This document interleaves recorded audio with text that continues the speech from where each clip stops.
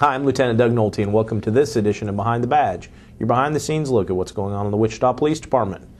Today I'm joined by Lieutenant Ken Landwehr. Ken, thanks for being with us today. Yeah. Well, we've talked a little bit about, before we came on camera, what's going on in the world of your area, which is homicides. And we know that the chief talked about some of the 2011 crime stats in which we saw an increase in homicides. Can you talk a little bit about what kind of trends that you saw in the past year as far as homicides? In the homicides of 2011, we had a marked increase in domestic violence homicides. We had 10 out of 27 total homicides for the year. 10 of those were domestic violence homicides. It's probably the highest number we've had for quite a while. Reference the actual fatalities that occur in domestic violence. And as the chief had mentioned, what needs to happen in domestic violence homicides are because they're very hard to prevent unless someone lets us know that there is a problem ongoing. There's a circle of violence that occurs in relationships where it increasingly gets more violent as no one intervenes. So if we can get early intervention, we believe that we can stop some of these crimes. Even the more violent aggravated assaults can be stopped if we have early intervention.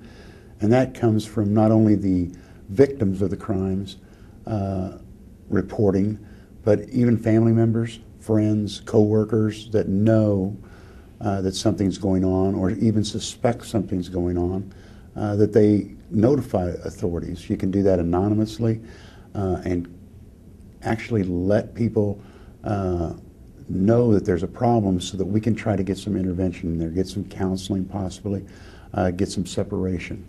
It's very difficult for a victim in one of these relationships to admit that it's going to happen again. Unfortunately, it does happen again, over and over again, and sooner or later that will end in violence that occurs in that home. Most of the time, it happens where the victim of the abuse over and over again ends up getting killed. Or, in some occasions even, the victim actually strikes back and kills the abuser in a self-defense type situation.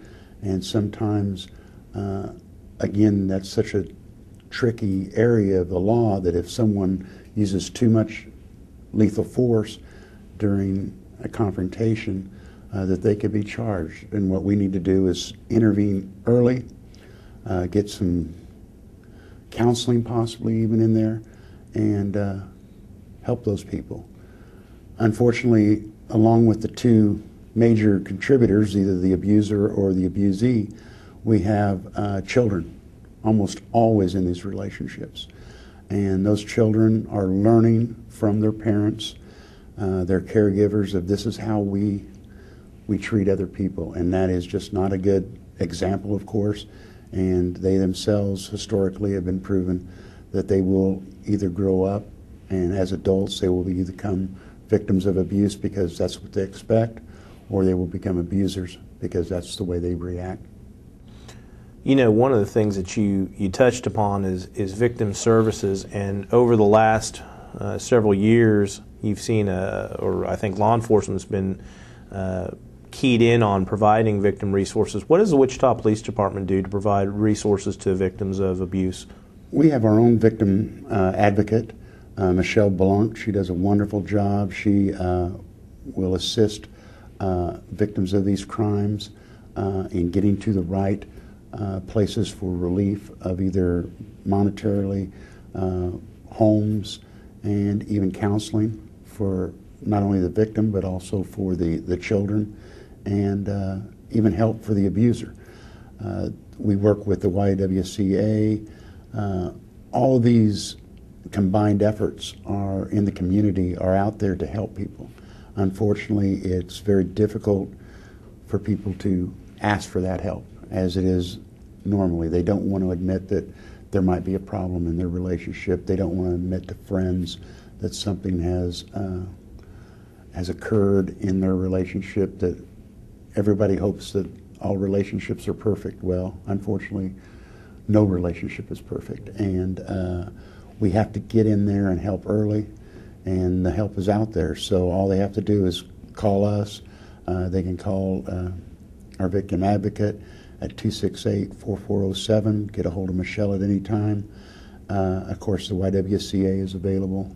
There's lots of resources out there for people to get help. Well, kind of shifting gears, one of the things that, while we don't want to see an increase in domestic violence homicides, one of the homicide types that we track are gang homicides. What did the gang homicides look like in 2011? The actual gang homicides that were actually what we would consider gang involved were 3 last year, where actually it's another gang member that is killing another gang member for gang reasons, whether it be for turf, for drugs, or that. Now, we also track gang-involved homicides where gang members are involved in homicides, not necessarily because of gang activity, but because of being a gang member, that is tracked also. We have a tendency in our gang violence is that these individuals are armed, they're more prone to violence, it appears, in historical studies, and basically what we have is we track those as well to show that because what a reaction might be for say a simple assault or possibly even a smaller aggravated assault, because the gang member's involved, he's armed, and he will result immediately to lethal force during one of those confrontations. Well, and I know that you all work very, very tirelessly. Whenever there's a homicide, there really is no resource that's left untapped. I mean, you guys and everybody that's involved works hard. And, we had 27 homicides in 2011, which was a slight increase from the year before. And knowing that 25 of those were solved, that's still not good enough for you guys. What's your benchmark for success? What do you guys always try to achieve? And talk a little bit about how this impacts your work and the detectives' work. Well, our benchmark is always 100% solvability rate. We want to try to solve every homicide. The Crimes Against Person Bureau all work together when homicides are called out. We interchange detectives that come out, work these cases. We have had pretty much a blank check under the police department and basically of being able to solve these homicides. The chief knows very well that it is actual getting out there and doing the work early in the first 48 hours is very important. We have been able to utilize multiple detectives on call-outs. We also have a policy in place where we get to use SCAT teams from the patrol bureaus. Those SCAT teams are able to infuse usually about 20-25 officers that are able to assist us in tracking down friends, witnesses, possibly any acquaintances, and bringing those people in a timely fashion helps us greatly. When I was first working homicide 25 years ago, we had to stop after one interview and we'd have to track down the next person we want to interview, and so it takes a very long process. There'd only be 3 or 4 detectives working that case. With this process that we have in place now, we bring the people in, we have people waiting for us, the SCAT teams are out there searching, they know the individuals on the street and are able to go to those individuals, bring them up so that we can have a seamless activity for the detectives to investigate while the officers are out there actually finding those leads that we need to find. Well, you mentioned SCAT and detectives. How many homicide detectives do you have working for you? We have 6 homicide detectives that actually work the cases. They are the primary detectives on that case. I actually have 3 teams. They are partnered up. There's also another 8 detectives in the crime and sex crimes, that we use. We bring them in to assist in our investigations, and we have 10 detectives in the gang aggravated assault unit that are brought in. So all those detectives are used at any time, depending on the perplexity of the case, the amount of witnesses that are on the case, and they're brought in. And of course, for those of you that aren't familiar, SCAD is our Special Community Action Teams. And each bureau has two, well, I should say, the West Bureau has one Special Community Action Team. The other bureaus have two apiece. They cover every day of the week. They have double coverage on Saturdays. So it's very important that they're out there, not only doing their regular cases of drug enforcement is a lot what they do, but when homicides come out, we pretty much have them at our beck and call, and they're wonderful. It helps on, I guarantee you, it helps on our solvability rate, where other municipalities don't have that. They just don't have that kind of manpower that we can throw at a problem. Well, we talk about the resources you have available to you, but can you talk a little bit about how citizens ultimately are a real part of the problem-solving process? The citizens are the ones that are out there all the time. They know what's unusual in the neighborhood. They know what's unusual in their area of wherever they're living. We have citizens that come forward and help us in a variety of ways of telling us that there's a suspicious vehicle in there. They might remember something that happened 2 weeks ago that might lead up. Citizens are the ones that are going to help us. Unfortunately, in homicides, a lot of times in some of these cases, the victim as well as the suspect are involved in criminal activity. We rarely have random killings where someone is a complete stranger to the victim. Almost 70% of our homicides in the past 10 years, the victim has known their killer of the cases we've solved. And in those occasions, cooperation is important between friends and relatives. But if they are also involved in criminal activity, they are not necessarily going to come forward with that information that's needed. That's why we need the information from the other citizens that are around that notice something that's different. And I think the community has responded well in the last 5-10 years with that, which helps, of course, with our solvability rates. It's interviews that come through that helped us solve just this last homicide that we just solved this morning that we announced that we made an arrest. It was from interviews and people that have told us information that led us to this suspect, and ultimately his arrest last night. And I think the message there to anyone is that while you may not have all the information, you might hold a key piece of information that is used in a puzzle. We put it in with the rest of it. Exactly. We hold back information from our homicides, from any crime actually, because basically we can't let everyone know what goes on in crime, because that's the way we differentiate between what is a truthful statement from a suspect or possibly a truthful statement from a witness. Say if we have a certain caliber of weapon that was used in a handgun, we don't ever release that information because we want to know if somebody says that a .45 caliber handgun was used in this crime, well, there's only a few people that know that an actual .45 caliber handgun was used.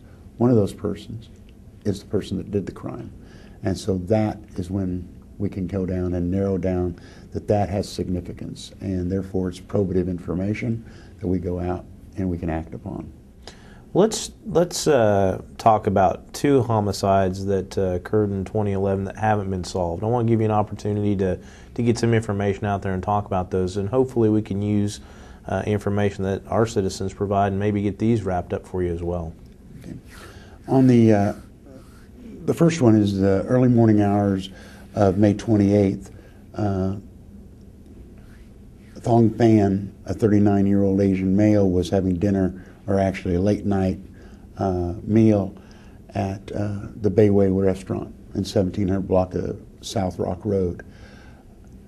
As he left that restaurant, two individuals chased him through the parking lot into the neighboring section just to the southeast in his residences, and at that time shot him several times. They then left in a dark-colored sedan, and basically we have no witnesses except possibly those that were in the area that might have heard of the disturbance, might have seen a better description of the two individuals that were involved in this shooting, we believe. And basically we need information on that. No one has come forward as of yet to identify the individuals that shot Mr. Fan. Okay. And we'll talk about it, but obviously citizens can report this to either 911, Crime Stoppers at 267-2111. We will take their information any way they want to get it to us. So. Exactly. We've used Crime Stoppers on one case this year. They helped solve this case and locate a known suspect. Was a Crime Stoppers tip, and that is 267-2111, as you said. So basically call that number. You're anonymous. Just point us in the right direction, and hopefully we'll be able to solve the crime with that little piece of information. Well, let's talk about another homicide that happened in September that has been unsolved to this point. Timothy McGuigan was in his home at 2521 North Woodridge. Basically, on September 7th, he was supposed to meet his son nearly about 7 o'clock at a local restaurant, and he never showed up.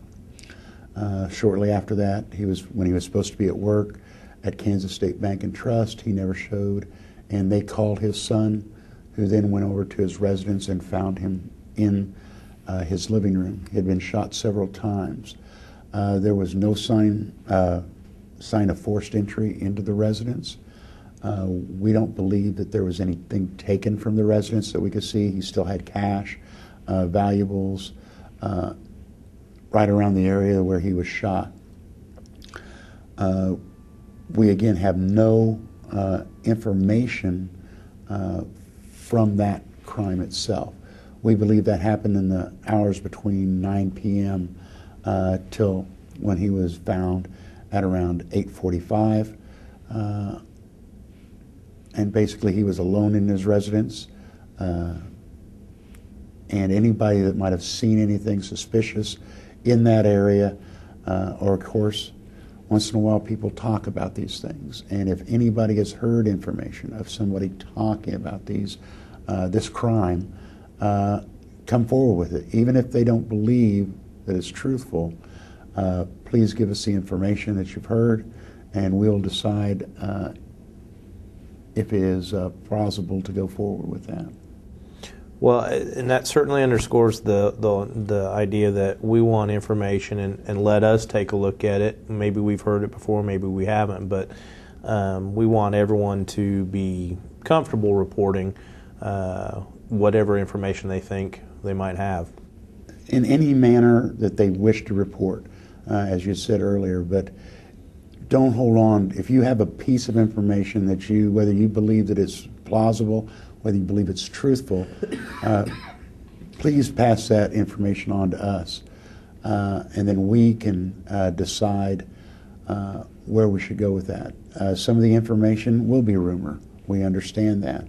But because of certain facts that we know about the case, we can say that that's rumor and that's not truthful, and that's not plausible.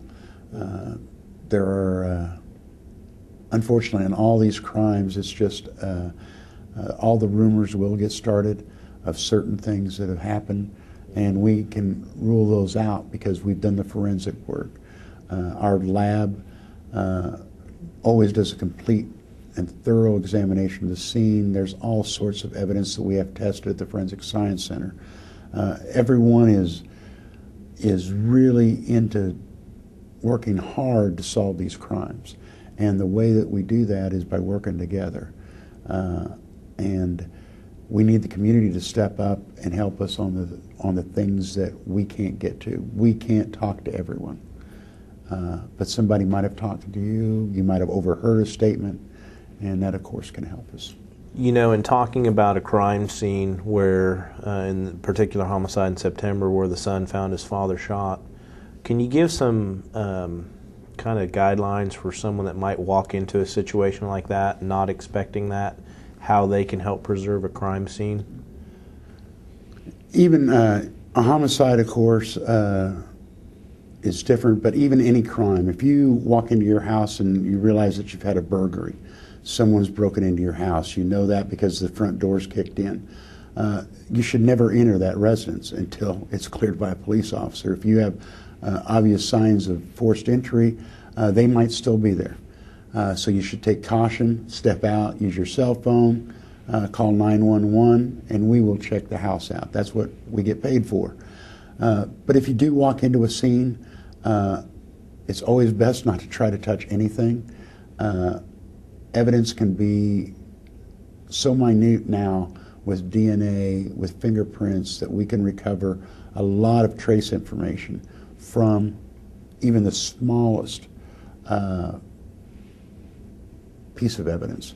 A cigarette butt, a bottle of water, anything, especially a weapon that you might see, that if we don't touch those things, we give us a better chance of actually getting a pristine scene that the forensic people can come in, the lab can come in and methodically go through every piece of evidence and bring that back. So it's always best to leave it untouched, if at all possible.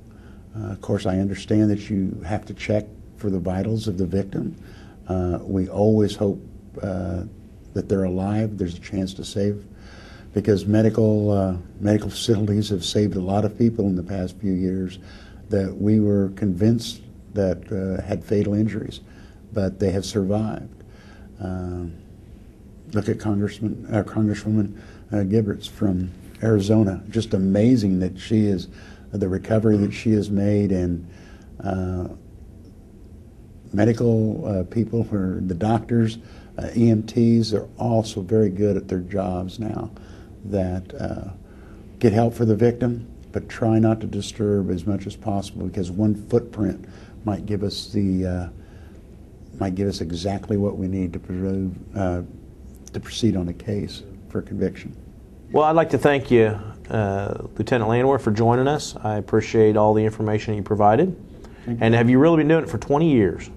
I've been in charge of a homicide for 20 years. 20 years. Well, I again appreciate you taking the time to be here. Thank you all for joining us for this edition of Behind the Badge. We do hope that if you have information on any crime that has happened, or if you are potentially a witness to a crime in the future, that you'll remember that we do need your help in getting that information. And you can always call us at 911, or if you want to remain anonymous, call Crime Stoppers at 267-2111. We'll see you again next time.